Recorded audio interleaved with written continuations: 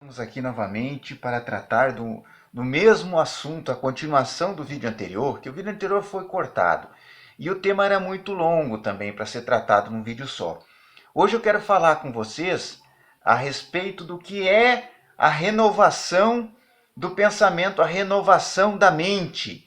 Porque no vídeo anterior nós estudamos que casa é sinônimo de mente. E uma mente tem que ser estruturada em Cristo. Tem que ser por base, o alicerce da vida do indivíduo tem que ser Cristo.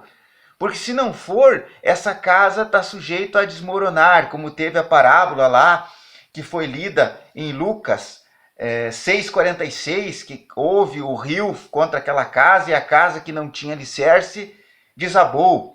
E foi grande a ruína. E a casa que foi alicerçada, que era alicerçada na rocha, que a rocha é Cristo, que é a base da vida do indivíduo, a mente do indivíduo, ela está voltada para o ensino, para a doutrina de Cristo. Essa casa se manteve contra a ventania, contra o embate das águas, dos rios, que representam o mundo, as influências externas. O indivíduo que está ancorado em Cristo, que está alicerçado na doutrina dele, realmente de verdade. Mas eu estou falando desse indivíduo que pratica, que vive a palavra de Deus. Não é esse indivíduo simplesmente que frequenta o culto, que simplesmente diz que é cristão, não. Não é desse. Eu estou falando que esse que vive, realmente testifica por obras. Você olha para a vida dele e você pode apontar para a vida dele, que a vida dele é o ensino de Cristo. É a materialização do ensino de Cristo. Pois bem, vamos ver o que Paulo, o apóstolo Paulo, diz sobre esse assunto hoje.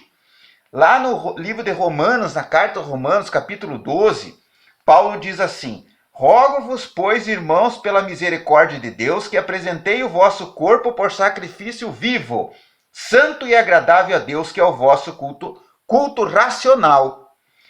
Verso 2, capítulo 12, verso 2 de Romanos. E não vos conformeis com esse século, mas transformai-vos pela renovação da vossa mente, para que experimentais qual seja a boa, agradável e perfeita vontade de Deus.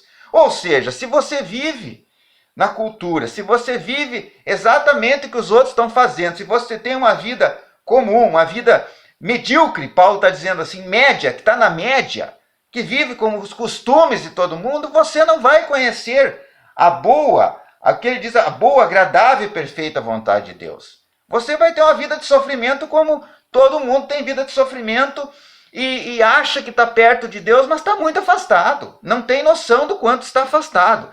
Paulo está mostrando aqui, Paulo está trazendo aqui. Você quer conhecer a boa, agradável e perfeita vontade de Deus? Você tem que renovar a vossa mente.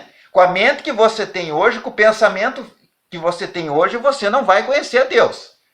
Então, o pensamento de hoje é o pensamento do mundo. É a cultura do mundo. São os hábitos do mundo. É o ensinamento pagão. Ensinamento que está permeado por falsas filosofias, por falsos mestres, falsas doutrinas. E você está sendo levado por ventos de doutrinas. É isso que Paulo está dizendo. Você tem que conhecer a autêntica vontade de Deus. E como é que eu faço isso? Renovando, não se conformando. É dizer assim, eu não aceito isso que é contra Deus, contra o ensino de Cristo. Eu não aceito, eu rejeito. Aprenda a dizer não. A palavra não tem que ser constante em sua vida. Porque muito desses ensinos de hoje, eles são contra, são antibíblicos. Eles ofendem a lei de Deus, ofendem o ministério de Cristo. Embora usem o nome de Deus, usem Cristo como pretexto para induzir as pessoas a fazer o que eles querem. Mas não é. O sistema que está aí não é cristão.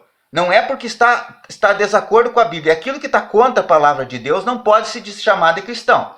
Só aquilo que está de acordo. Então ele está dizendo, não vos conformeis com este século. Não se conforme com as coisas como estão. Mas sim renovai o que? Primeiro a vossa mente. Primeiro você tem que mudar o teu pensamento, os teus hábitos, os teus costumes, a tua cultura. Primeiro você. Porque a partir de você mudar seus pensamentos, as tuas atitudes, as suas ações vão mudar. E as tuas ações vão impactar na vida dos outros. Da maneira como os outros se enxergam também. Então mude-se a si mesmo para poder querer que as outras pessoas mudem também.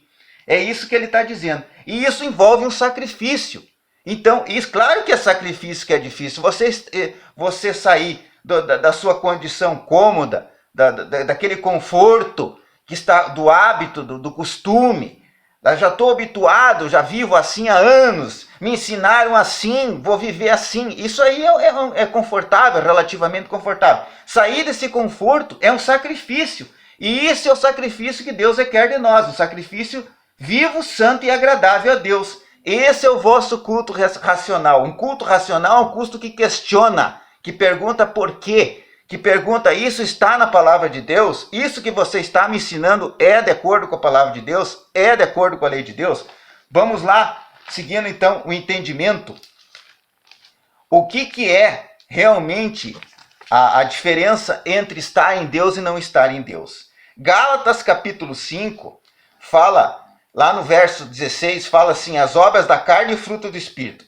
Paulo diz assim, na carta aos Gálatas, digo-os, porém, andai no Espírito, jamais satisfazer a concupiscência da carne, porque a carne milita contra o Espírito contra a carne, porque são opostos entre si, para que não fazais o que porventura seja do vosso querer.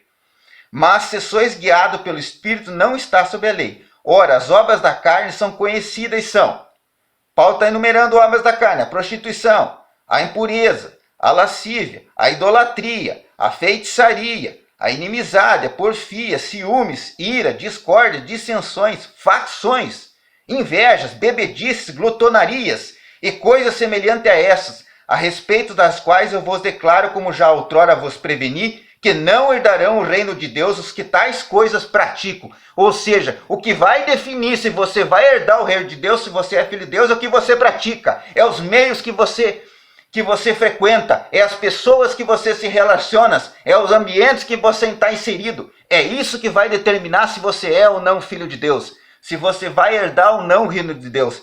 Exatamente o seu relacionamento no hoje, no agora. Não é o que você fala, mas é o que você faz, é o seu comportamento, a sua conduta, os seus frutos, as suas atitudes. É isso que Paulo está dizendo lá em Gálatas capítulo 5, verso 16 até o verso 26.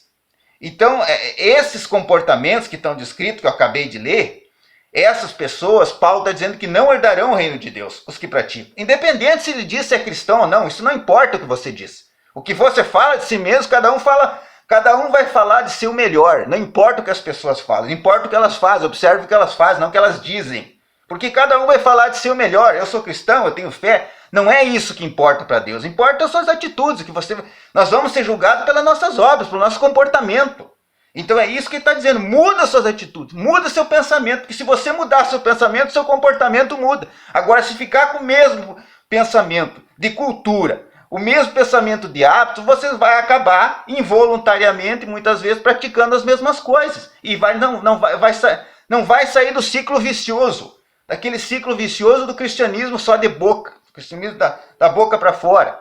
Do cristianismo, como se diz, de um time de futebol, de um clube de futebol, como eu torço num clube de futebol, eu digo que eu sou cristão. Não é isso. É comportamento prático. As pessoas têm que ver mudança na sua vida. É isso que Paulo está pregando aqui. Então, qual é o fruto do Espírito que eu tenho que fazer? Amor, alegria, paz, longanimidade, benignidade, bondade, fidelidade. É isso que transparece na vida de uma pessoa convertida. Mansidão, domínio próprio, contra essas coisas não há lei. Então tem que mudar o comportamento. E o comportamento de Cristo é o comportamento de obras, de atitudes.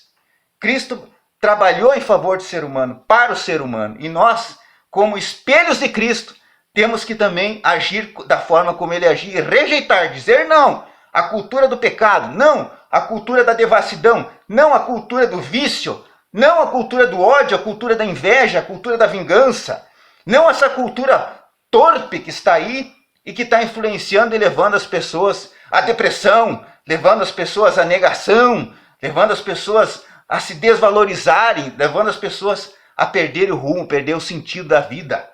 Não é isso, não é esse tipo de cultura, mas é a cultura da vida, do renascimento. Para isso tem que mudar o pensamento. Mudando-se o pensamento, amoldando-se a lei de Cristo, a lei de Deus, muda-se as atitudes. É isso que Paulo está dizendo, também lá na carta de Filipenses, capítulo 4, verso 4 também. que daí eu não vou ler para não nos prolongarmos hoje. Então vamos orar a Deus, vamos mudar nossos comportamentos, nossa atitude e vamos tentar praticar, nos esforçar para praticar as leis de Deus, a vontade de Deus e combater o pecado, dizer não ao pecado, não aos costumes que estão em desacordo com Cristo, com a vontade de Deus.